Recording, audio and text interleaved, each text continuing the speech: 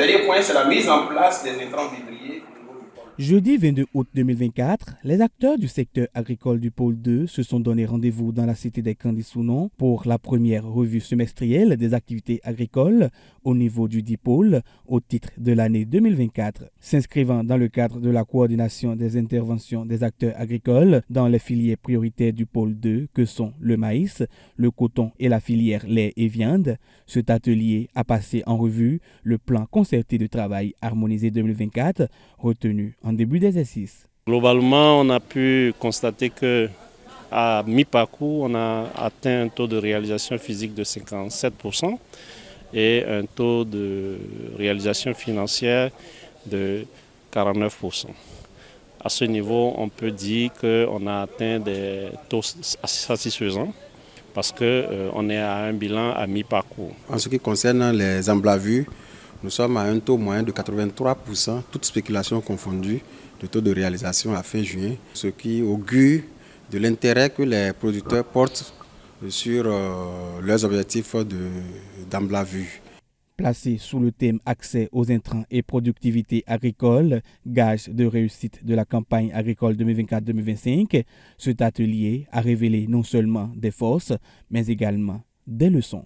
Il y a beaucoup de points à corriger, notamment les leçons qu'on tire par rapport aux années prochaines, c'est de prendre les dispositions pour qu'on puisse mobiliser les semences en quantité et en qualité suffisante pour éviter qu'au moment où les producteurs ont besoin de semer, qu'il ne manque de semences de bonne qualité. Aujourd'hui, on n'a pas pu enclencher le mécanisme, mais les producteurs ont quand même acquis les semences dont ils avaient besoin. Le mécanisme de subvention n'a pas pu opérer assez correctement. Nous tirons des leçons pour ça pour les prochaines campagnes. Dans le rang des acteurs, c'est à juste titre que l'on se réjouit des performances enregistrées tout en restant reconnaissant des efforts consentis par chacun.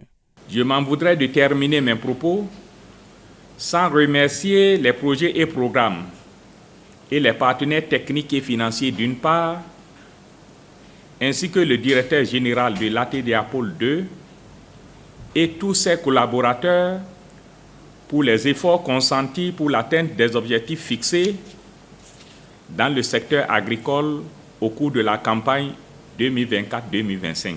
Au thème de cet atelier, des recommandations sont formulées pour une campagne agricole réussie.